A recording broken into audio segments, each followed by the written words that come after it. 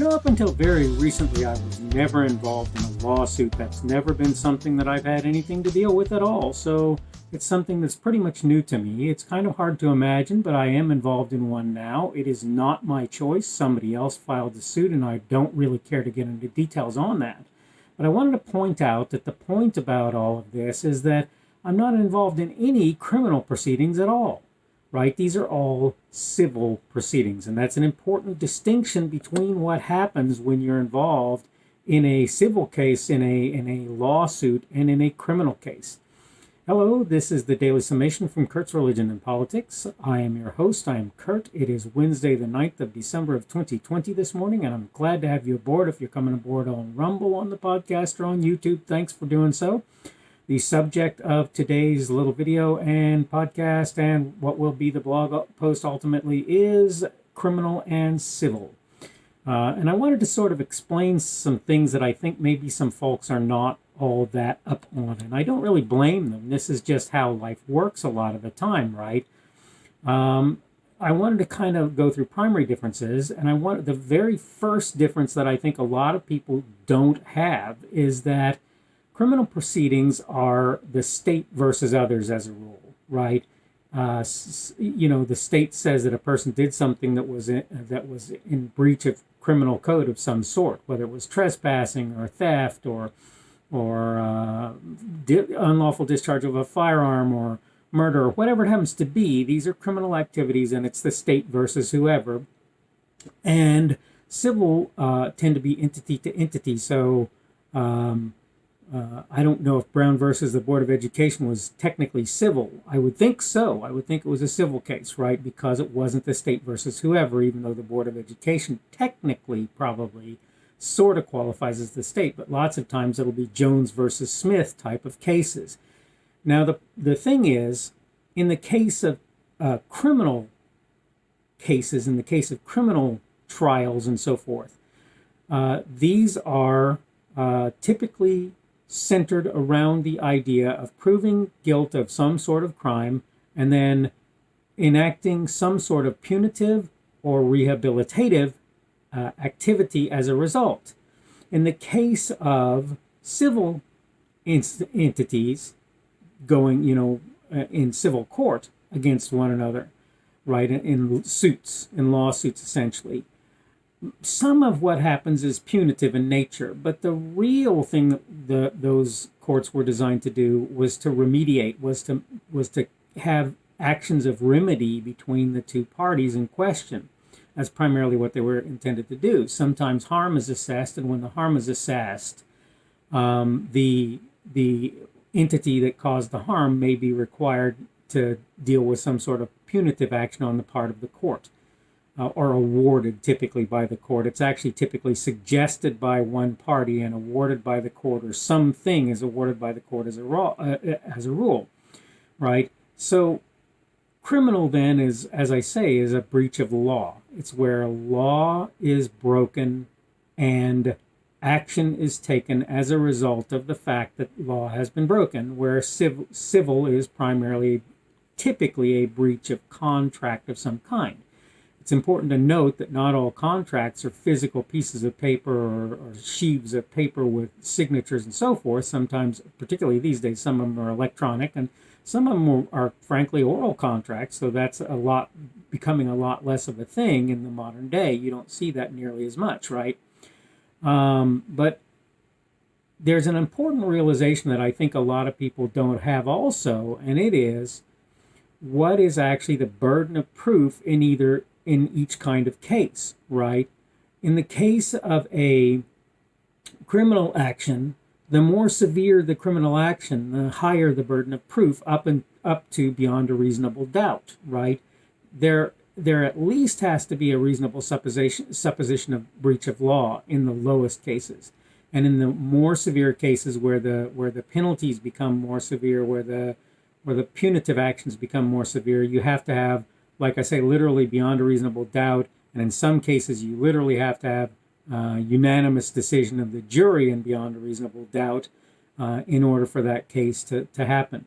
In my case, the thing that I'm dealing with at the moment, I may not ever see a day in court dealing with it because I literally have lawyers working in my behalf who are going to do everything that they can to ensure that I'm represented and that others who happen to be involved in the suit are represented as a result, right? And the same applies to the opposing individuals. They have their lawyers, and they're doing what they feel like they need to be doing in order to accomplish whatever ends that they're attempting to accomplish.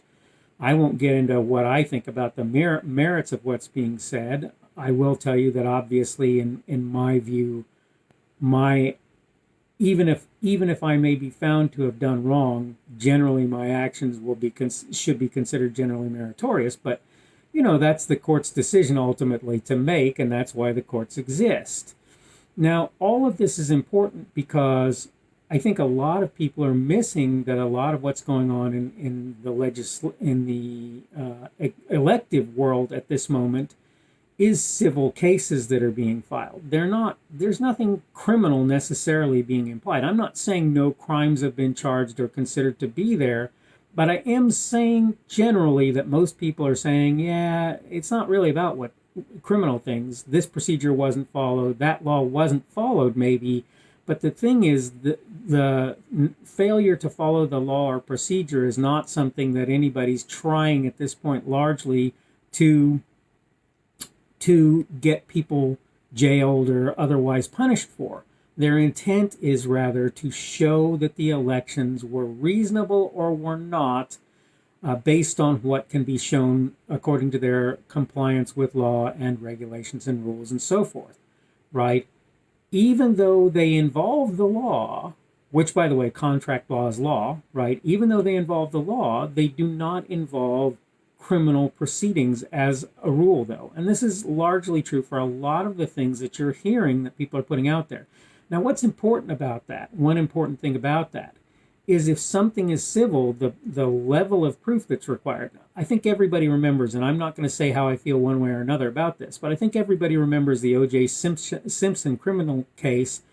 I think they do, and I think that most of them will recognize that maybe he was guilty, maybe he wasn't, but he certainly wasn't taken to task for what happened, regardless his guilt or innocence, right?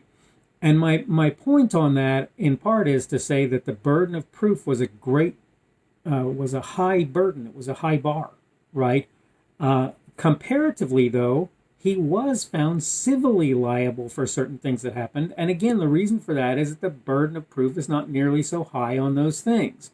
So the same thing applies to a lot of these civil cases. A lot of people are forgetting that a criminal case requires a high burden of proof, but a civil case doesn't necessarily require that.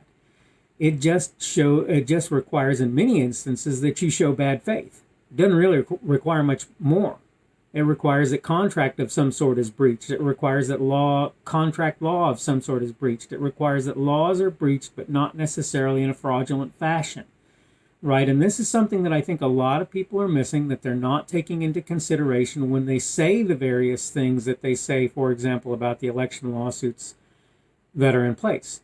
Now, there's an additional problem that I see, and it is that the lawsuits that are being considered are very unpopular.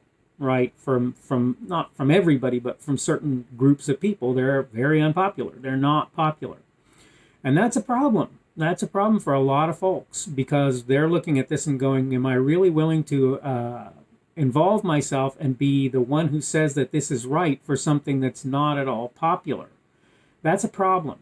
And the problem is that the judges and the various others who are involved in these various lawsuits need to be looking at them not from a perspective of whether or not they're going to be popular, but from a perspective of whether or not they're legally doing the right thing. And this is why there are certain ethical bodies involved in the legal profession, right, the Bar Association and various others, such that a person can be disbarred if they choose to take action that is in contradiction with what they're sort of sworn to do as lawyers, right? Those bodies exist because it is possible for you to act in ways that are incorrect when you're dealing with some sort of legal thing. And that's important to realize and important to remember, right?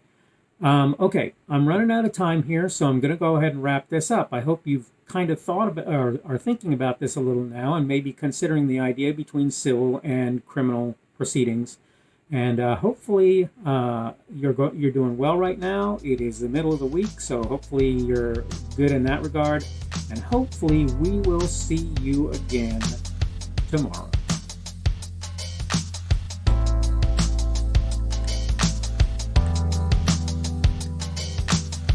The speaker on this edition of the Daily Summation is Kurt Schubert. This video was recorded on Wednesday, the 9th of December of 2020. The Daily Summation is created for Kurt's Religion and Politics.